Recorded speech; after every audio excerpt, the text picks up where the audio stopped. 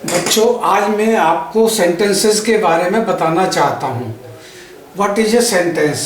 Sentence is a group of words giving a meaningful information और group of words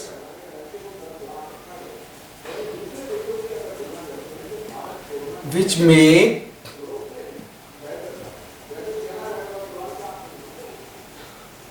some sense।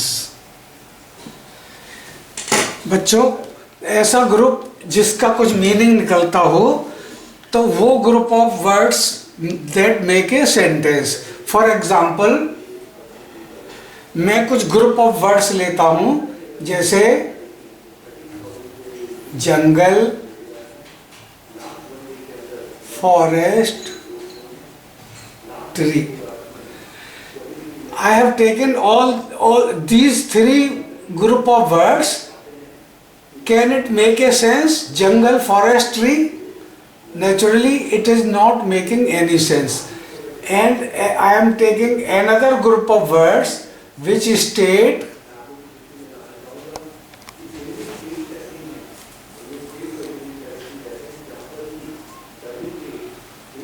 this is a group of three words, go, jump and sleep। Is it also making some sense? नहीं, इसका भी कोई sense नहीं है। तो बच्चों, किसी सेंटेंस में उसकी मीनिंगफुल इंफॉर्मेशन देने के लिए हमें दो चीज़ों की बहुत ज़्यादा ज़रूरत होती है। एक चीज़ होती है सब्जेक्ट और दूसरी चीज होती है वर्ब। सब्जेक्ट की डेफिनेशन, सब्जेक्ट वो चीज होती है सेंटेंस में जिसके बारे में हम बात कर रहे होते हैं। Subject is something we are talking about. जैसे राम दौड़ता है तो राम सब्जेक्ट है, या गाय घास खाती है तो गाय सब्जेक्ट है, because we are talking about subject. English में सबसे ज़्यादा ध्यान देने वाली दो चीज़ें ही हैं जिनके ऊपर सारे इंग्लिश सेंटेंसेस का स्ट्रक्चर बना हुआ होता है। सबसे मेन चीज़ है सब्जेक्ट। सब्जेक्ट पर ध्यान देने वाली बात ये होती है कि सब्जेक्ट को हमें ये देखना पड़ता है कि सब्जेक्ट सिंगुलर है या प्लूरल। बच्चों, हमेशा ध्यान रखिए कि जिस चीज़ के बारे में सेंटेंस में बात हो रही है, जिस सब्जेक्ट के बारे में बात हो रही है, वो ये देखना पड़ता है ये सिंगुलर है या प्लूरल है। सिंगुलर की अंग्रेजी हम कुछ लिखते हैं और प्लूरल की इंग्लिश कुछ और लिखी जाती है। तो सबसे पहले जो ध्यान देने वाली बात है सिंगुलर। सब्जेक्ट देखिए सिंगुलर है या प्लूरल। दूसरी बात है वर्ब। वर्ब क्या होता है?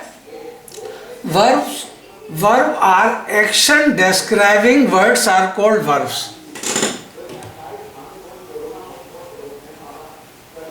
Action showing words are called verbs। और words which describe some action are called verb। अब इस पहली चीज देखने वाली सब्जेक्ट और दूसरी चीज सबसे ज्यादा ध्यान देने वाली होती है वर्ब। वर्ब में हम क्या देखते हैं? Form of verb.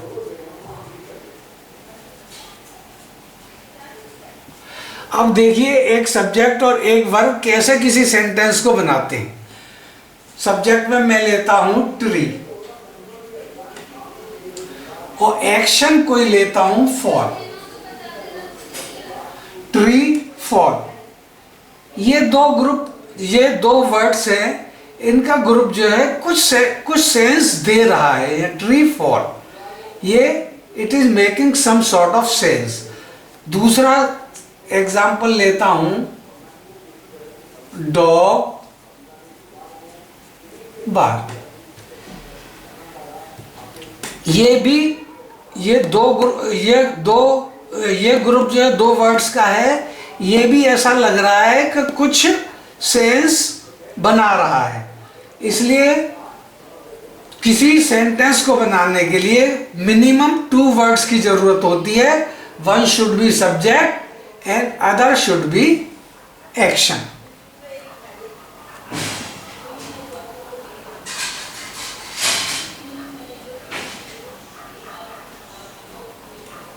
Now we will talk singular plural, हम ध्यान रखेंगे इसका। यहाँ ट्री सिंगुलर है, डॉग सिंगुलर है। अगर हम यहाँ डॉग्स ले लेते हैं तो ये भी एक सेंटेंस है। इस तरीके से हियर ये प्लूरल सब्जेक्ट है और ये सिंगुलर सब्जेक्ट है। अब हम वर्ब की फॉर्म्स के बारे में आपको बताते हैं। वर्ब्स की 3 फॉर्म होती हैं। First form, second form, third form. First form को हम प्रेजेंट फॉर्म भी कहते हैं। सेकेंड फॉर्म को हम पास्ट फॉर्म भी कहते हैं और थर्ड फॉर्म को हम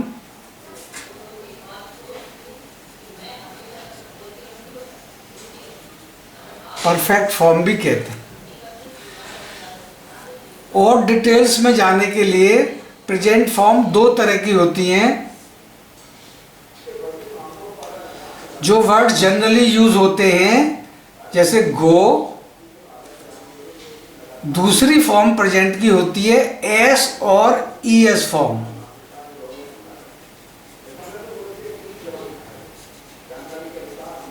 गोस। Second form went. Third form gone.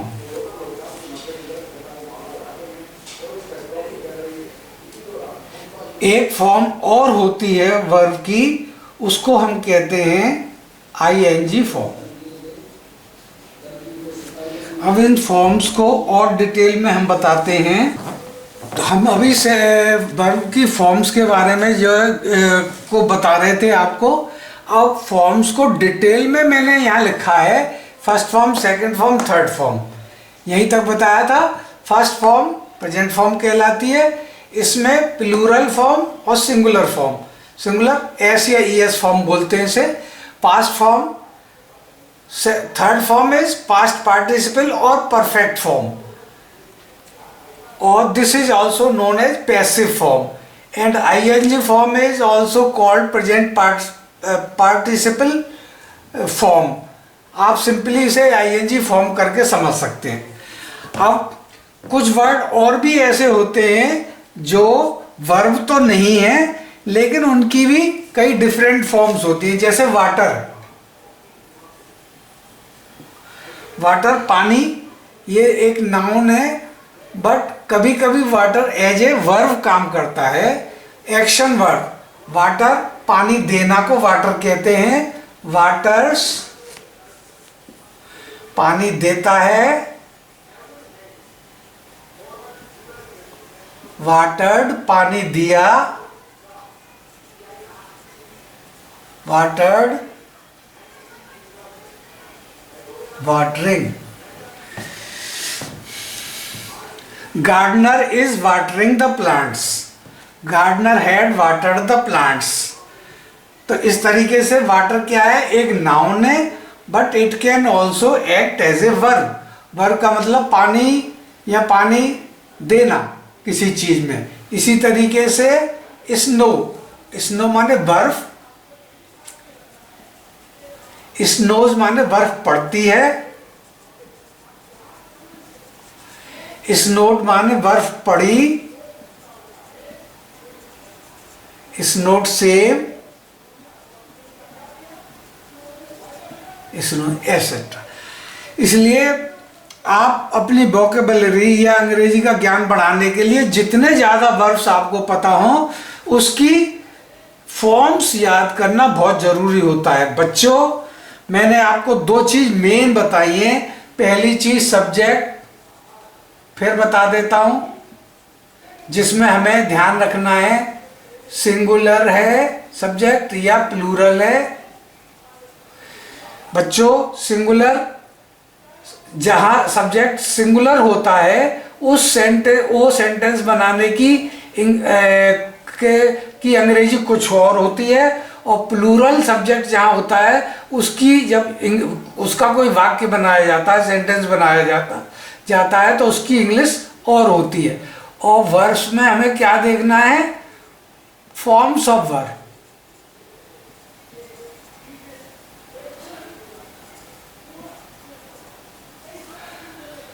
English में जब आप कोई पैराग्राफ वगैरह लिखते हैं या कोई चीज़ लिखते हैं तो आप ये समझ लीजिए आपकी टीचर वहीं पे लाल मार्क लगाएगी जहाँ पे या तो आपने सब्जेक्ट सही से चूज नहीं किया है या वर्ब की फॉर्म बिगाड़ी हुई है, रेड मार्क वहीं लगते हैं। बाकी सेंटेंस वाक्य बनाने में या सेंटेंस बनाने में कुछ भी नहीं है, सिर्फ इन दो चीज़ों को कंट्रोल करना है। अब मैं और डिटेल में बताता हूँ। कुछ लोग कहते हैं कि सेंटेंस जो है वो तो सब्जेक्ट प्लस प्रेडिकेट से बनता है। ठीक है, हम भी यही कहते हैं, सब्जेक्ट और प्रेडिकेट से सेंटेंस बनता है। मैं इसे और डिटेल में बताने के लिए इसको और इसकी दूसरी फॉर्म बता देता हूं। कुछ बच्चे इसको दूसरी फॉर्म को भी जानते हैं। It is subject verb plus object. पर मेन चीज मैंने जो बताया वो आपको सब्जेक्ट और वर्ब को ही कंट्रोल करना है। अब एक सेंटेंस लेते हैं, जैसे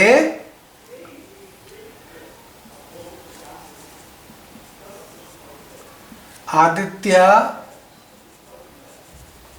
goes to school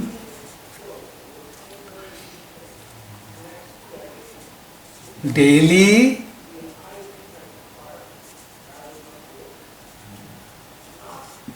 with his bag.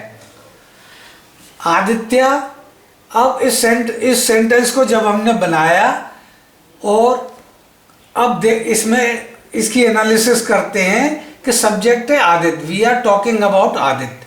अब हमें सब्जेक्ट में क्या देखना है, सब्जेक्ट सिंगुलर है या प्लूरल है। आदित्य अकेला बच्चा है, सिंगुलर सब्जेक्ट है। अब इसके साथ वर्ब की जो फॉर्म लगेगी वो ये सिंगुलर फॉर्म लगेगी।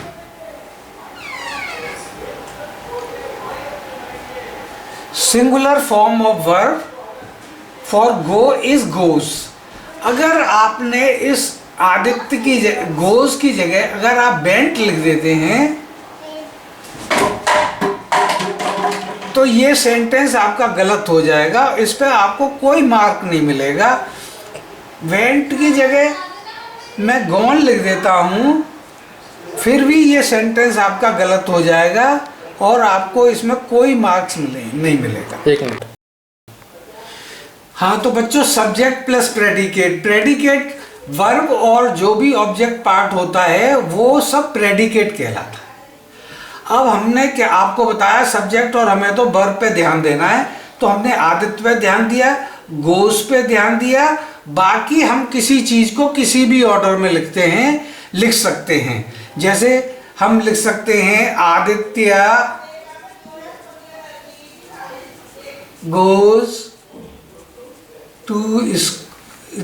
goes to school with his bag daily।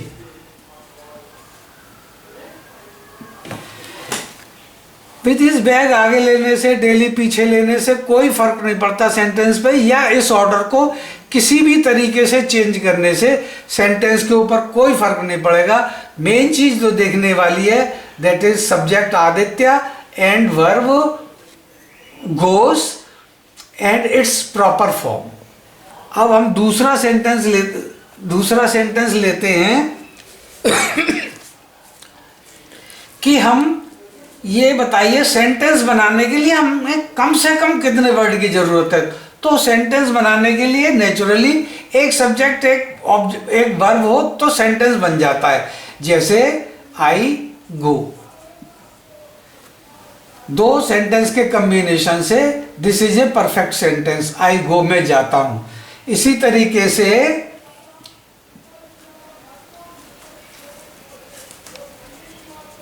Ram jumps, ये भी एक सेंटेंस बन जाता है। अब आप समझ गए होंगे कि हमें सब्जेक्ट और वर्ब के ऊपर विशेष ध्यान देना है। सब्जेक्ट में सिंगुलर फॉर्म, प्लूरल फॉर्म, और वर्ब में उसकी फॉर्म्स देखनी पड़ती हैं। अब नेक्स्ट चीज जिस पे सेंटेंस डिपेंड करता है वो क्या चीज है। अब हम वर्ब की जो है चारों फॉर्म कहाँ कहाँ कैसे कैसे यूज हो सकती हैं उस तरीके से यूज करके दिखाते हैं। अब हम एग्जाम्पल उसी सेंटेंस की लेते हैं जो अभी हमें आदित्य का जो सेंटेंस बनाया था, उसी एग्जाम्पल को लेते हैं। नाउ गो की हम सेकंड फॉर्म यूज करेंगे, went. Aditya went to school.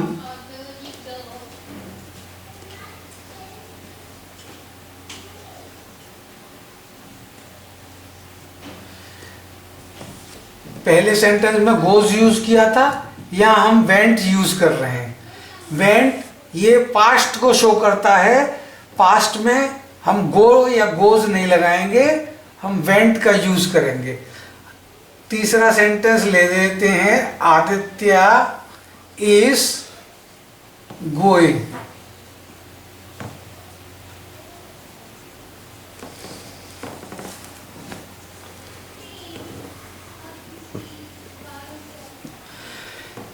यहाँ हमने गो की फॉर्म, गो की आईएनजी वाली फॉर्म गोइंग को यूज किया है।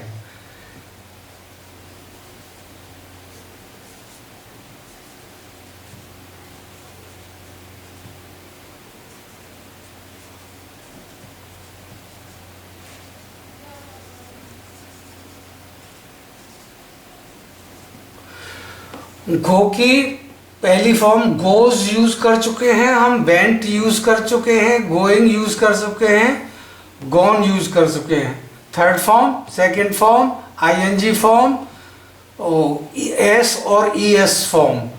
गो यूज नहीं किया है। गो यूज करने के लिए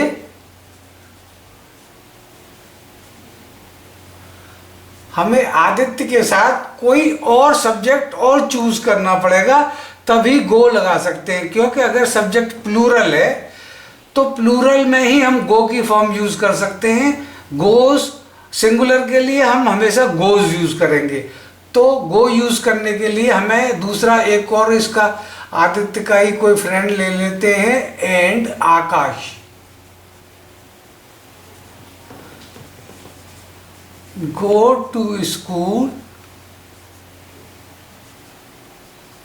विद, अब यह दो सब्जेक्ट हो गए तो हिज बैग नहीं आएगा, विद देयर बैग्स। एक बैग भी नहीं आएगा, दो बैग आएंगे।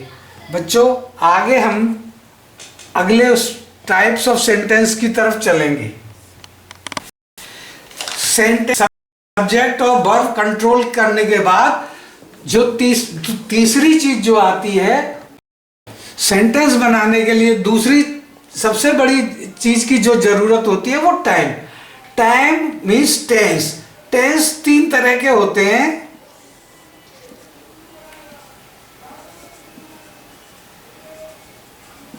डिटेल्स में हम टेंस को बाद में समझा सकते हैं, फिलहाल समझने के लिए आप को बस ये ध्यान रखना है, हर बच्चा जानता है टेंस तीन तरह के होते हैं, प्रेजेंट, पास्ट एंड फ्यूचर। अब कोई सेंटेंस बनाया तो वो आज की डेट में है, जो प्रेजेंट शो कर रहा है उसकी इंग्लिश कुछ और होगी, पास्ट अगर शो कर रहा है तो उसकी अंग्रेजी कुछ और होगी, और फ्यूचर का सेंटेंस है कोई तो उसकी अंग्रेजी अलग होगी। तो पहली चीज सब्जेक्ट थी, दूसरी चीज वर्ब थी, तीसरी चीज सेंटेंस को समझने के लिए वो आता है टाइम। टाइम के अकॉर्डिंग सेंटेंस भी उसी हिसाब से बनाए जाते हैं। पास्ट वाला सेंटेंस कभी प्रेजेंट में काम नहीं कर सकता, प्रेजेंट का सेंटेंस कभी फ्यूचर में काम नहीं कर सकता। अब टाइम के बाद सेंटेंस के आपको जो है टाइप्स और देखने पड़ते हैं कि सेंटेंस किस टाइप्स के हैं।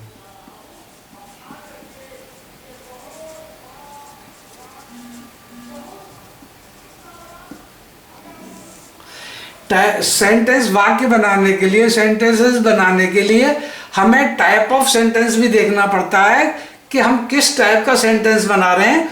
उसके कई टाइप्स होते हैं। पहला है असर्टिव सेंटेंस।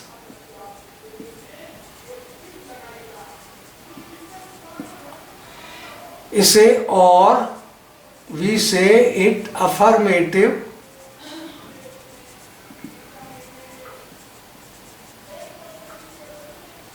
सेंटेंस। दूसरा सेंटेंस होता है असर्टिव मीन्स सादा सेंटेंस। सादा सेंटेंसेस जो होते हैं उसकी इंग्लिश कुछ होती है। दूसरे टाइप के सेंटेंसेस होते हैं वो नेगेटिव सेंटेंसेस। सादा सेंटेंस की जो अंग्रेजी बनाएंगे आप, नेगेटिव सेंटेंस में वो वाक्य अलग तरीके से बदल जाएगा। तीसरा टाइप ऑफ सेंटेंस होता है इंटेरोगेटिव सेंटेंस।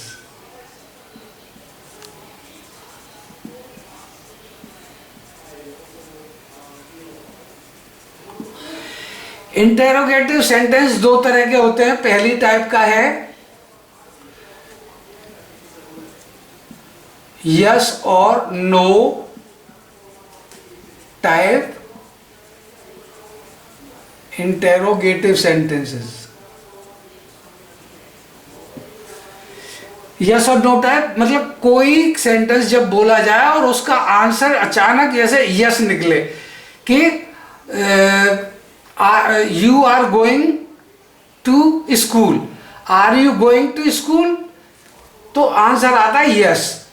तो यस और नो टाइप के इंटरोगेटिव ये आपको डिटेल्स में और आगे बताऊंगा। दूसरा टाइप का सेंटेंस, दूसरा टाइप का इंटरोगेटिव सेंटेंस होता है WH टाइप।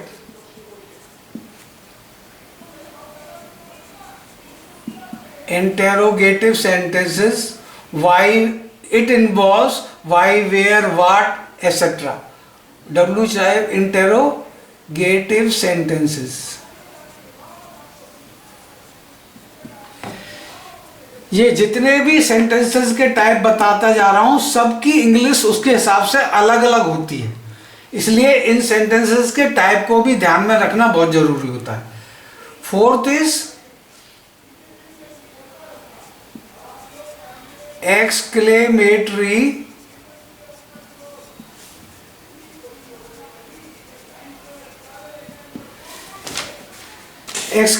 एक्साइटमेंट शो करने वाले सेंटेंस या क्रेजीनेस शो करने वाले सेंटेंस, ताज्जुब करने वाले सेंटेंस एक्सक्लेमेटरी सेंटेंस कहलाते हैं।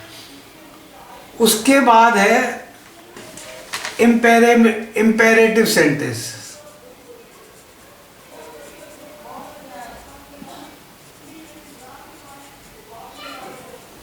ये उस टाइप के सेंटेंसेस है जिसमें किसी को ऑर्डर दिया जाता है या रिक्वेस्ट की जाती है या किसी चीज़ की एडवाइस दी जाती है। ऐसे सेंटेंसेस की इंग्लिश अलग होती है। बच्चों थैंक्स वेरी मच। अगला इससे रिलेटेड चैप्टर मैं दूसरे वीडियो में बनाऊंगा।